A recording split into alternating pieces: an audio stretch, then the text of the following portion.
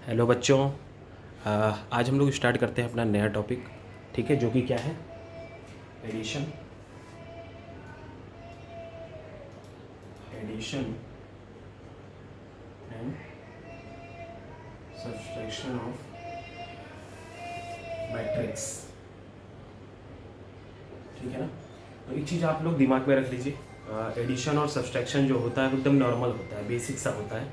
ठीक है, बेसिक सा क्या होता है कि बेसिक सा ये होता है,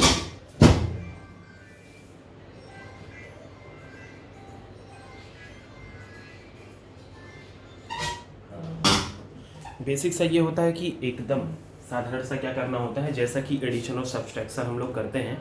ठीक है, वैसे नॉर्मली क्या करना होता है, उसको जोड़ना और घटाना होता है। ठीक है बच्चों, मतलब हम ये कह सकते हैं कि हम एडिशन और सब्सट्रैक्शन तभी करेंगे, ठीक है, when matrix are in same order.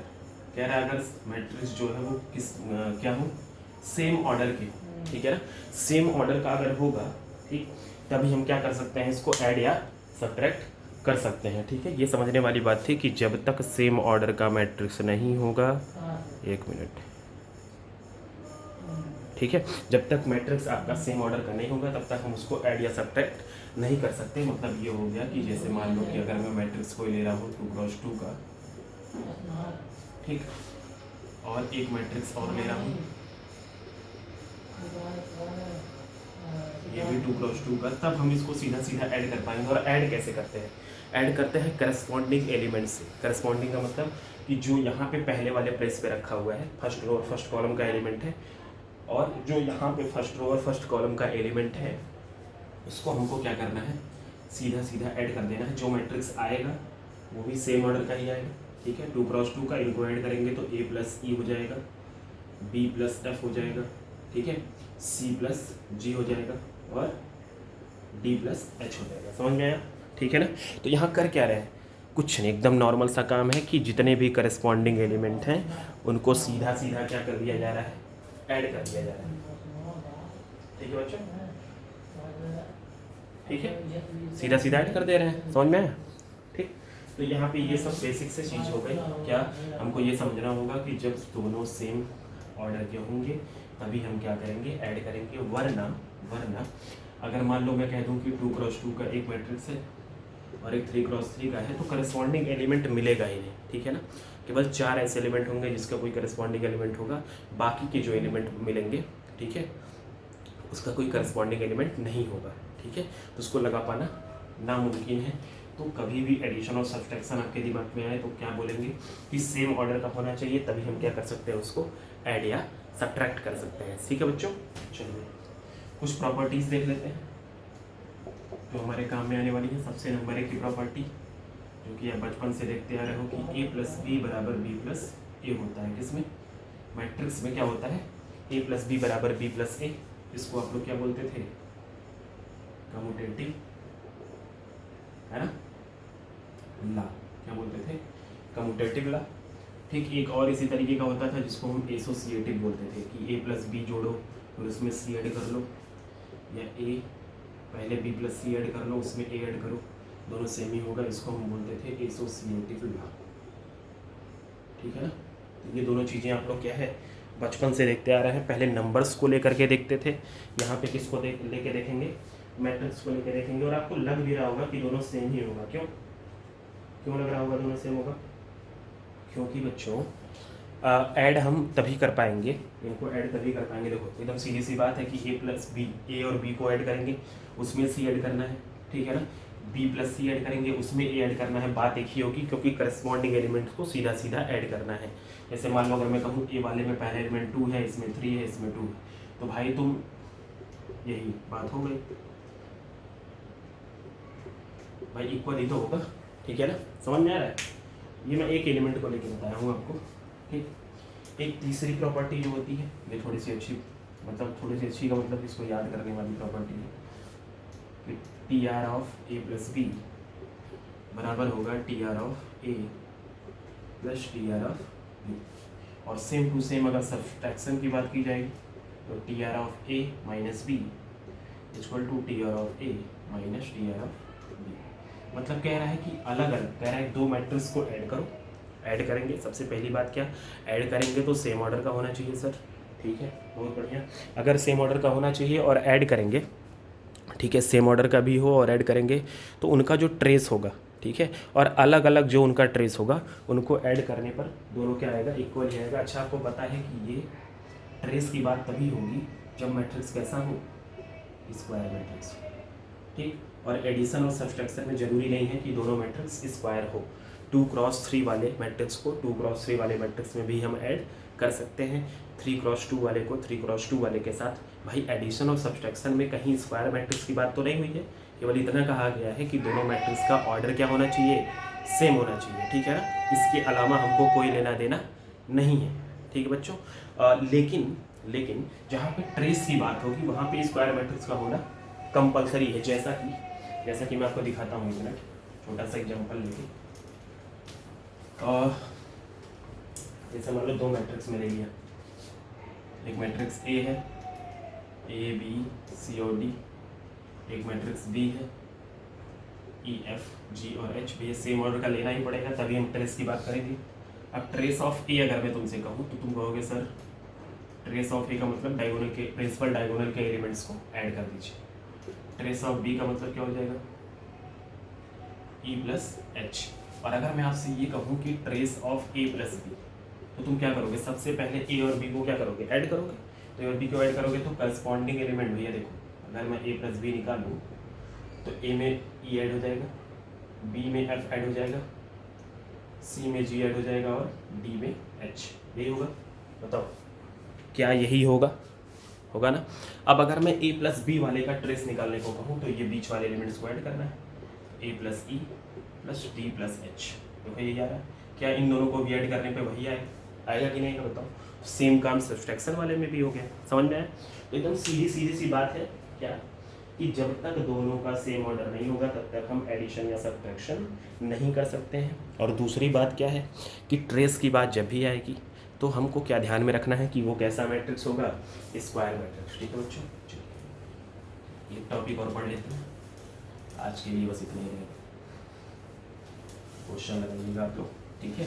अब पूरा एक्सरसाइज हो जाएगा, पहला वाला जो थोड़ा बहुत बचा था, ठीक है, सारा कंप्लीट हो जाएगा आपका। उसको ट्राई जरूर करिएगा, बहुत गर्मी हो रही है यार यहाँ।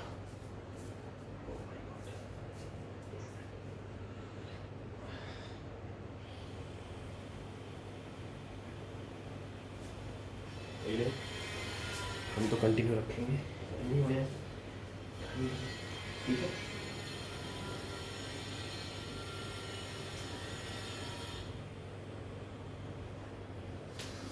मल्टीप्लिकेशन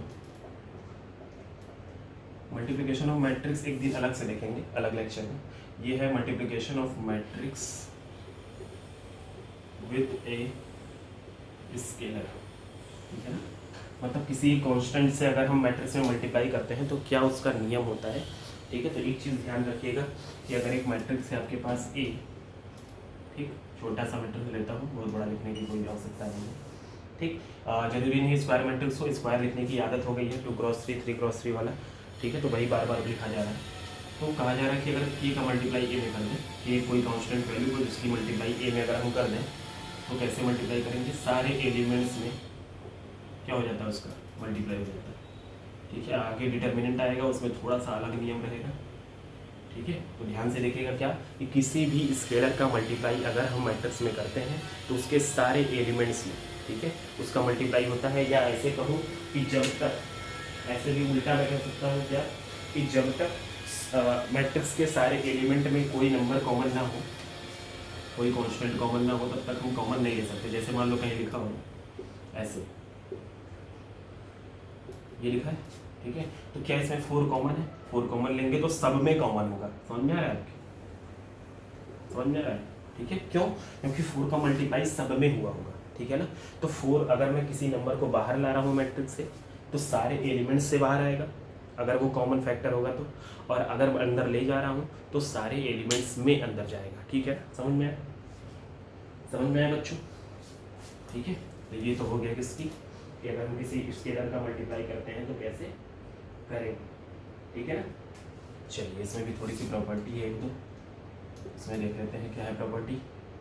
प्रॉपर्टी नंबर 1 क्या कह रहा है, कह रहा है जो के है अगर मैं ए और बी को ऐड करके उसके बाद के का मल्टीप्लाई करूँ, ठीक है, या मैं के का मल्टीप्लाई ए और बी में करके दोनों को ऐड करूँ, बात सेम ही होगी। ये आप एग्जांपल लेकर के कोई भी एक मैट्रिक्स लीजिएगा, दो मैट्रिक्स भाई ऐड करना है तो सेम ऑर्डर का होगा, ये ध्यान में रखना है, ठीक है ना।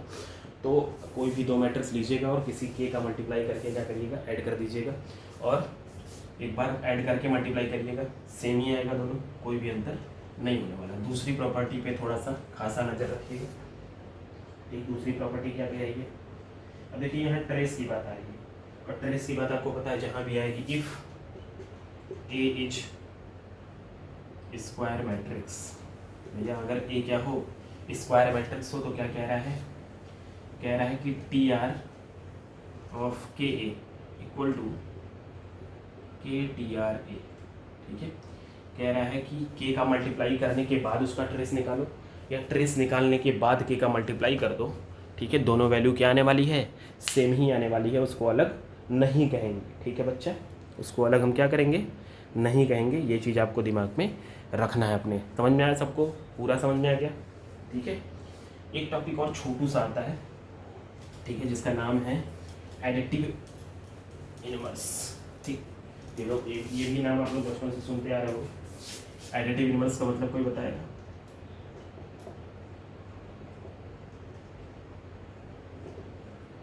एडिटिव इनवर्स, एडिटिव इनवर्स का नाम कोई बताएगा, क्या कहा जा रहा है, इफ ए प्लस बी, ना ये नहीं कहा जा रहा है। एडिटिव इनवर्स में कहा जा रहा है कि इफ ए प्लस बी बराबर 0 या बी प्लस ए, ऐसे कहा जाए कि ए प्लस बी को ऐड करने पर 0 मैट्रिक्स आ जाए, सेम ऑर्डर का ही आएगा। नॉर्मल बात है, क्यों, क्योंकि अगर दो चीज़ को ऐड करते हैं तो सेम ऑर्डर का ही मैट्रिक्स आता है, या सब्ट्रैक्ट करते हैं तो भी सेम ऑर्डर का मैट्रिक्स आता है।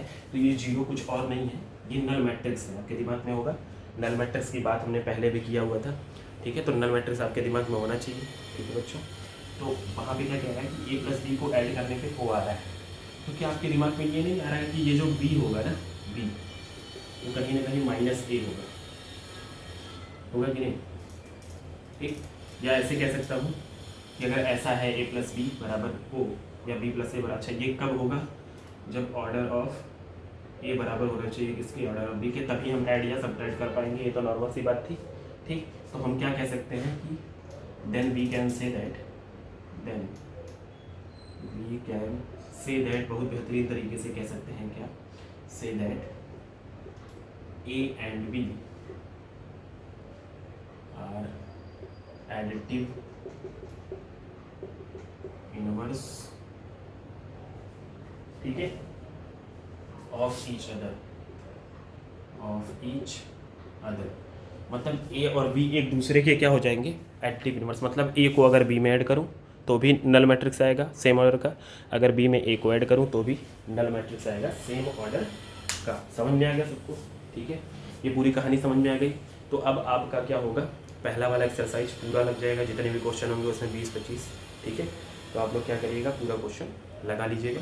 फिर अगला जो वीडियो कल डालूंगा उसमें क्या होगा, मल्टीप्लिकेशन ऑफ मैट्रिक्स के बारे में चर्चा होगी, उसको बहुत ध्यान से आपको देखना है बेहतरीन तरीके से, ठीक है बच्चों। Thank you, bye bye, Tata.